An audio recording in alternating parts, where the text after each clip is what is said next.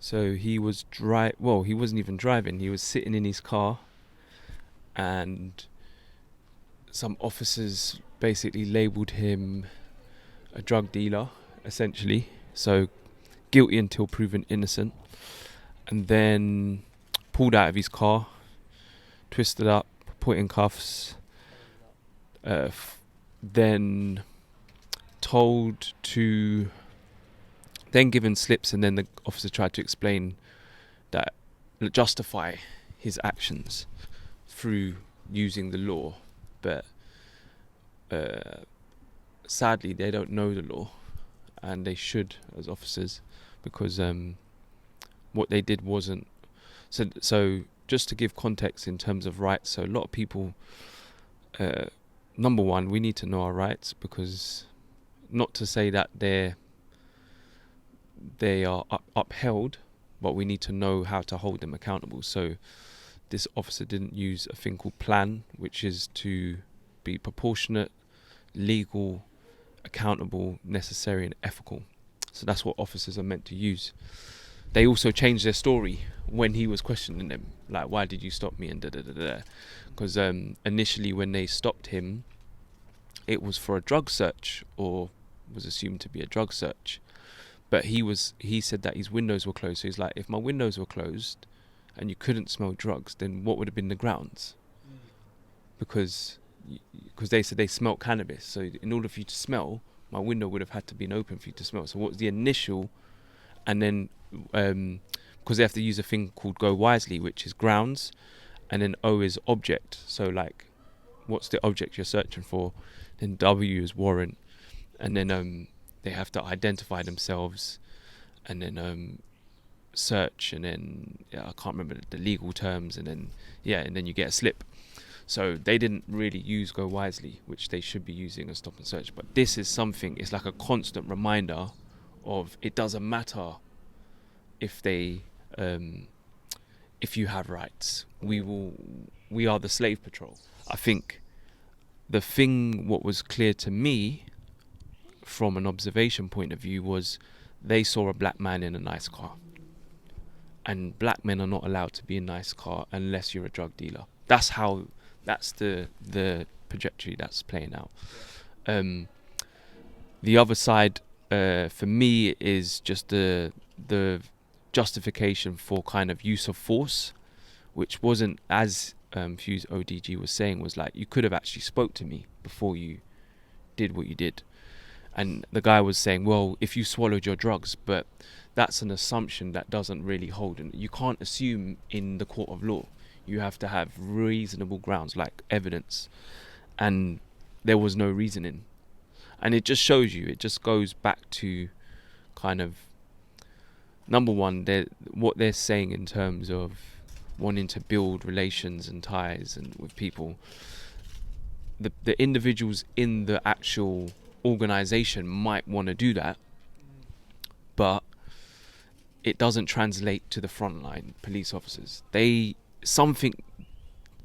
it's not just a system thing. Something doesn't get to the frontline, because I'm seeing day in, day out young black men being stopped for all sorts of reasons. So I don't see that change playing out, even if the leadership of these organizations are saying, yeah, we're going to wipe out this, or stamp out this and stamp out that.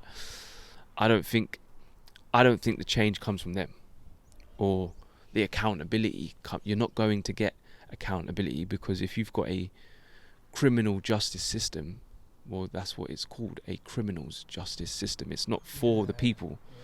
Do you get what I'm saying? So they're telling you what it's for. So for me it was uncomfortable to watch, as again, because I don't know how many more reminders people need.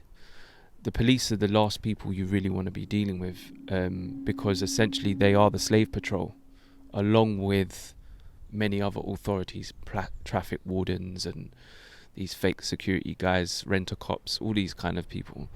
These are all people that are slave patrol kind of agents for the system. So yeah, it's just, a lot of people are riled up about it, and especially obviously Fuse what's his name? Fuse ODG. ODG. What that tells me, and consistently, there's an we need to know, we need to be prepared for war in their system, basically. So my thing would be, okay, that's happened to you now. What do you do? Do you put the smoke on them? Do you even know the law, how to use the law in itself? So we have to be well versed to play their game. Although we don't want to play their game, we're playing their game, whether we like it or not, just by being alive. So we have to know how to maneuver with these people, or how to play them at their systemic games, which is know your, like, or have people around you who know your shit. So when it comes to, because when I think about it, bro, when I think about it like this, yeah, in simple terms, these men roll with like a vest.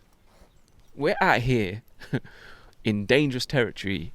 So, this is what they would say: shooting, stabbings, all this stuff, and we're out here surviving with none of this stuff. But they're out here with vests, tasers, batons. But it shows you that they're prepared for war. Do you get what I'm saying? Yeah. But when you really think about it, when you really deep it, all you have to do is mirror them. So, okay, well, because we're feeling very threatened by this force, because it is a force, we're going to have our own force, which we're not going to call you into our communities because you come and destroy. We're going to protect our own. We'll deal with you if we have to, like last case scenario, but we deal with you if we have to. We can have the same stuff they got, we just slightly different. I'm not going to go into detail because I don't want to give away a plan, but the things that they're doing, if you logicalize it, you're like, we can do that if we organize, if we unify. We can all, because imagine if policemen were trying to do that and you had a team in every neighborhood who held the police and said, yo, you carry on, we'll arrest you. Yeah. Because you're in our... Bro, I'll tell you why I know this can happen. The Jewish do it. They can't go into the Jewish communities and play with them. No, we got our own security. The Jewish communities will only bring them in if it's out of control. I think the difference is that the powers that shouldn't be respect the Jews. They don't respect us. I think their thing is more a case of fearing us and seeing us in a certain light. Like for us, really, we need to be looking at the police differently. Originally, they were the slave patrol. And if they are the slave patrol, you need to ask yourself, what are you? If they are dealing with you in a way that is just basically abysmal, what do they see you as? This is just another example that's showing you what's going on out here and how these people see you. I think that the slave patrol, and I say slave patrol because we got to start seeing them as the slave patrol and continuously ask ourselves, if they're the slave patrol, how do they see us? They are dealing with us like we're slaves. We are 100% slaves, bro. I see it as we are prisoners of war. And when you look at it like you're a prisoner of war, you know you're a prisoner and you know that you're at war. So if you're a prisoner and you're at war, you got to start moving like it. You got to start moving like, oh shit, I'm a prisoner. I'm out here thinking shit is sweet. Oh shit, slave patrol. If the slave patrol caught slaves that were moving a certain kind of way, they're bringing them in and they're making an example of them to get everyone else in line. Even if I'm not doing shit, even if I'm not breaking the law set by criminals, even if it's not being broken, you're still going to treat me like I'm scum. So I might as well just give you a reason, a justified reason for you to deal with me in a certain way. because we can't win. We live in peace. We follow the rules. They violate us. We don't follow the rules. They violate us. What's the option? What do we do? If we just look at what the police's roles to do, the police are meant to be the protectors of peace, or the justice of peace, or whatever it is, constables of peace. But I don't see them. I don't see no peace. I don't see them bringing peace. Not to say there's not individuals who are doing their part, but as a whole, as a representation, we're not seeing that. And it's weird because, again, if a police's role, there's only 3 real simple premises: do not cause injury, harm, or loss as humans. Now, in law, law's very simple. Legislation gets very complicated when they start putting acts and bills. And acts, as you can hear, it's an act. It's for money making order. So you haven't got police or women, like policeman or woman.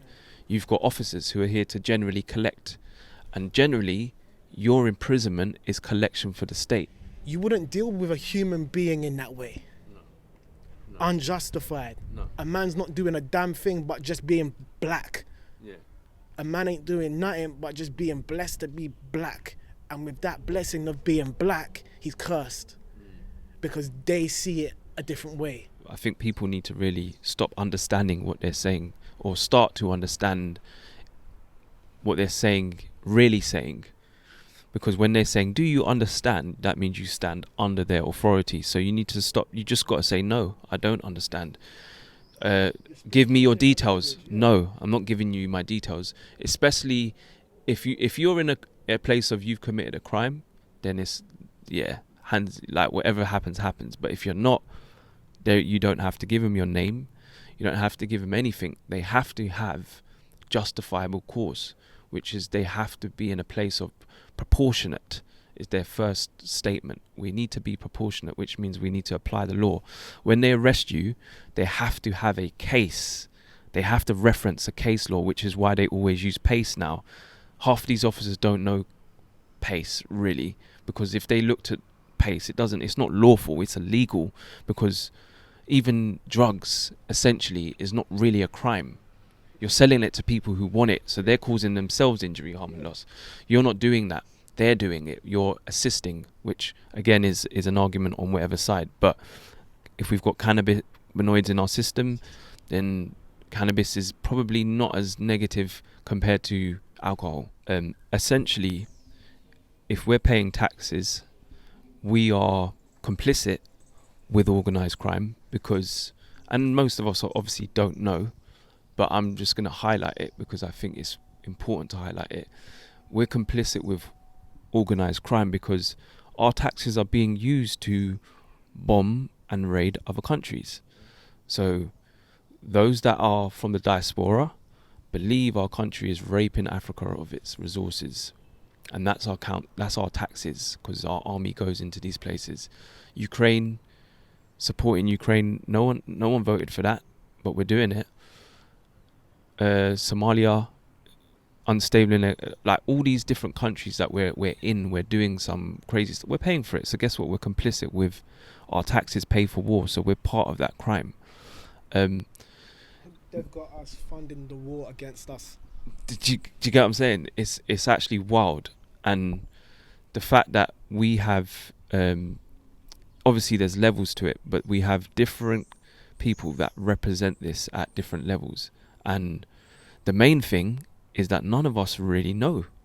So we, as you've said before, bro, like if we're a person and a person means a monster, then what else are they hiding? Like, and we know that you're born into the system as a dead entity, and then you're utilized. Like most of your bills, they're already paid for by your trust account,